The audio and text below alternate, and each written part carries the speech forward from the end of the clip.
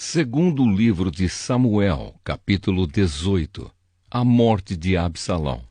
O rei Davi juntou todos os seus soldados, dividiu-os em grupos de 1000 e em grupos de 100, e colocou oficiais para comandá-los.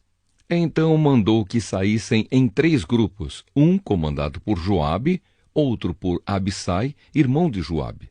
A mãe deles era Zeruia, e o outro por Itai, da cidade de Gate. E o rei disse aos seus homens: Eu também irei com vocês. Eles responderam: O Senhor não deve ir. Se formos obrigados a fugir, ou se os inimigos matarem a metade do nosso exército, isso não fará nenhuma diferença para eles. Mas o Senhor vale por 10.000 de nós. Será melhor que o Senhor fique aqui na cidade e nos mande socorro. Eu farei o que vocês acharem melhor, respondeu o rei. Então ficou ao lado do portão, enquanto os seus soldados saíam marchando em grupos de 1000 e de 100.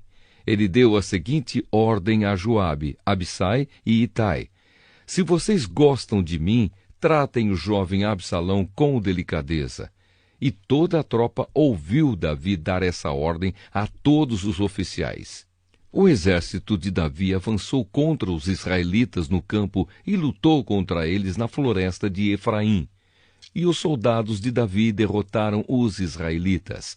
Foi uma derrota terrível. 20.000 homens foram mortos naquele dia. A luta se espalhou por toda aquela região e morreram mais homens na floresta do que no campo de batalha. De repente, Absalão se encontrou com alguns dos soldados de Davi. Absalão ia montado numa mula, e ao passar por baixo de um grande carvalho, a sua cabeça ficou presa nos galhos. A mula continuou a correr e Absalão ficou pendurado.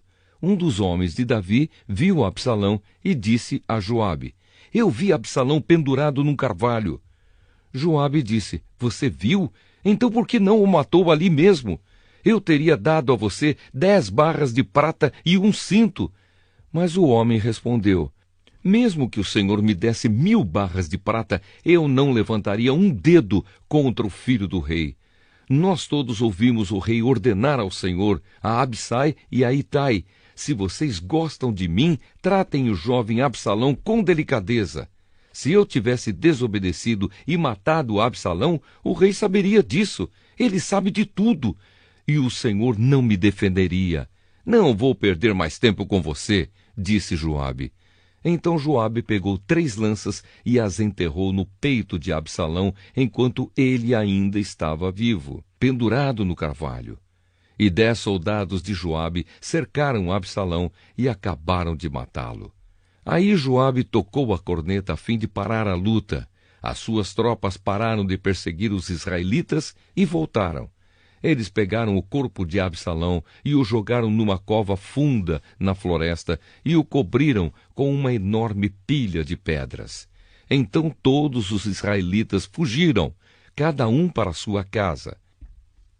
Quando ainda vivia, Absalão construiu um monumento para si mesmo no Vale dos Reis, porque ele não tinha nenhum filho para manter vivo o seu nome, e deu o seu próprio nome ao monumento, que até hoje é conhecido como o Monumento de Absalão. Davi chora a morte de Absalão. Então Aimaas, filho de Zadok, disse a Joabe: Deixe que eu vá correndo dar ao rei a notícia de que o Senhor Deus fez justiça, livrando-o dos seus inimigos. Não, respondeu Joabe. Hoje você não vai levar nenhuma boa notícia. Outro dia você poderá fazer isso, mas hoje não, porque o filho do rei morreu. Então disse ao seu escravo etíope: Vá você e diga ao rei o que viu. O escravo curvou-se diante de Joabe e saiu correndo. Aimaas insistiu: Por favor, deixe-me levar as notícias também, não importa o que aconteça. Por que você quer fazer isso, meu filho? Perguntou Joabe. Você não receberá nenhuma recompensa por isso. Aconteça o que acontecer, eu quero ir, repetiu Aimaas. Então vá, respondeu Joabe. Aí ele saiu correndo pela estrada do vale do rio Jordão e passou na frente do escravo etíope. Davi estava sentado entre o portão que dá para fora da cidade e o que dá para dentro. O vigia subiu para o alto da muralha e ficou no terraço do portão. Ele olhou para fora e viu um homem correndo sozinho. Então avisou o rei, e o rei disse: se ele está sozinho, vem trazendo boas notícias. E o corredor veio chegando. Então o vigia viu outro homem correndo sozinho e gritou para o guarda do portão: veja, vem vindo outro homem correndo. Esse também está trazendo boas notícias, respondeu Davi. O vigia disse: pelo jeito de correr, o primeiro homem deve ser Aimaas, filho de Zadoque. Ele é um bom rapaz, disse o rei, e deve estar trazendo boas notícias. Aimaas gritou para o rei: tudo vai bem. Então ajoelhou-se diante dele e encostou o rosto no chão, dizendo: que o Senhor, seu Deus, seja louvado, pois lhe deu a vitória sobre aqueles que se revoltaram contra o Senhor. O jovem Absalão está bem? Perguntou o rei. Aimaas respondeu: no momento em que o seu oficial Joabe me mandou vir, eu vi uma grande agitação, porém não sei dizer o que era. Fique de lado e espere, disse o rei. Ele ficou de lado e esperou. Então o mensageiro etíope chegou e disse ao rei: ó rei, eu tenho boas notícias para o Senhor. Hoje o Senhor Deus lhe deu a vitória sobre todos os que se revoltaram contra o Senhor. E o jovem Absalão está bem? Perguntou o rei. O mensageiro respondeu: eu gostaria que o que aconteceu com ele acontecesse com todos os inimigos do Senhor e com todos os que se revoltam contra o Senhor. Então o rei ficou profundamente triste, subiu à sala que ficava por cima do portão e começou a chorar. Ele andava para lá e para cá e gritava: ó, meu filho Absalão! Absalão, meu filho, eu preferia ter morrido no seu lugar, meu filho.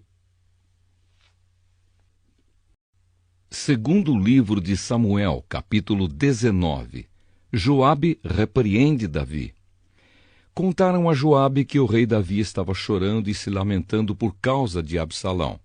Assim, naquele dia, a alegria da vitória virou tristeza para toda a tropa de Davi, porque eles souberam que o rei estava chorando a morte do seu filho. Eles voltaram e entraram na cidade em silêncio, como fazem os soldados que fogem da batalha, envergonhados. O rei havia coberto o rosto e gritava alto: ó, meu filho Absalão! Absalão, meu filho! Então Joabe foi à casa do rei e lhe disse: hoje o Senhor humilhou os seus soldados, aqueles que salvaram a sua vida, a vida dos seus filhos e filhas e a vida das suas esposas e concubinas. O Senhor odeia os que o amam e ama aqueles que o odeiam. E mostrou que os seus oficiais e os seus soldados não valem nada para o Senhor. Eu estou vendo agora que o Senhor ficaria muito feliz se hoje Absalão estivesse vivo e todos nós estivéssemos mortos. Vá agora e dê uma palavra de elogio aos seus soldados. Se não fizer isso, eu juro, em nome de Deus, o Senhor, que amanhã de manhã nenhum deles estará do seu lado. E esse seria o pior desastre de toda a sua vida.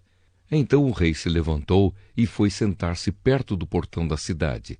Os seus soldados souberam que ele estava lá e se reuniram todos em volta dele. Davi começa a volta para Jerusalém. Enquanto isso, todos os israelitas tinham fugido, cada um para sua casa. E em todo o país eles começaram a brigar. Eles diziam: o rei Davi nos livrou dos nossos inimigos, ele nos livrou dos filisteus, mas agora fugiu de Absalão e saiu do país. Nós escolhemos Absalão para ser o nosso rei, mas ele morreu na batalha. Então, por que não tentamos trazer o rei Davi de volta? O rei Davi soube do que os israelitas estavam dizendo. Então enviou os sacerdotes Zadoque e Abiatar aos líderes de Judá para perguntarem o seguinte: por que vocês seriam os últimos a ajudar a trazer o rei de volta ao seu palácio? Vocês são meus parentes, da minha própria carne e do meu próprio sangue. Por que vocês seriam os últimos a ajudar a me trazer de volta? Davi também mandou-os dizer a Amasa: Você é meu parente. De agora em diante, você será o comandante do exército em lugar de Joabe. Que Deus me mate se eu não fizer isso. Com essas palavras, o rei ganhou o coração de todos os homens de Judá, e eles mandaram-lhe dizer que voltasse com todos os seus oficiais. Davi voltou e chegou até o rio Jordão. Os homens da tribo de Judá foram encontrá-lo em Gilgal para acompanhá-lo na travessia do rio. Ao mesmo tempo, Simei, o benjamita, filho de Gera, da cidade de Baurim, foi depressa ao rio Jordão para se encontrar com o rei Davi. 1000 homens da tribo de Benjamim estavam com Simei. Também Ziba, que trabalhava para a família de Saul, foi ao Jordão com os seus 15 filhos e 20 empregados. Eles chegaram lá antes do rei e atravessaram o Jordão para acompanhar a gente do rei na travessia do rio e fazer tudo o que o rei quisesse. Quando o rei estava se aprontando para atravessar o rio, Simei se jogou no chão em frente dele e disse: Ó rei, eu peço que perdoe o mal que lhe fiz no dia em que o Senhor saiu de Jerusalém. Esqueça o que eu fiz, nunca mais pense nisso. Eu sei que fiz uma coisa errada e é por isso que sou a primeira pessoa das tribos do norte a vir encontrá-lo hoje.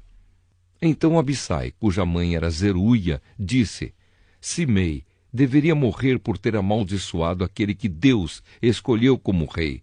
Mas Davi disse a Abissai e ao seu irmão Joabe: Vocês, filhos de Zeruia, não têm nada a ver com isso. Vocês estão querendo me criar problemas? Agora eu sou o rei de Israel e nenhum israelita será morto hoje. E disse a Simei: Eu juro que você não será morto. Mefibosete, o neto de Saul, também desceu para ir ao encontro do rei. Ele não havia lavado os pés, nem aparado a barba, nem lavado as suas roupas, desde o dia em que o rei tinha saído de Jerusalém até o dia em que voltou vitorioso. Quando Mefibosete chegou de Jerusalém para se encontrar com o rei, este lhe perguntou: Mefibosete, por que você não foi comigo? Ele respondeu: Ó rei, o Senhor sabe que sou aleijado. Eu mandei o meu escravo arriar o meu jumento para que eu pudesse montar e ir com o Senhor. Mas o meu escravo me traiu. Ele lhe contou mentiras a meu respeito. Mas o Senhor é como um anjo de Deus e sabe a verdade. Portanto, faça o que achar melhor. Toda a família do meu pai merecia ser morta pelo Senhor. Mas o Senhor me deu o direito de comer junto com o Senhor. Eu não tenho direito de lhe pedir mais nenhum favor. O rei respondeu: Não diga mais nada.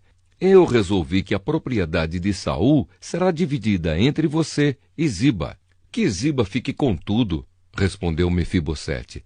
Para mim é suficiente que o Senhor tenha voltado em paz para casa. Barzilai, da cidade de Rogelim, que ficava na região de Gileade, também tinha vindo da sua cidade para acompanhar o rei na travessia do rio Jordão.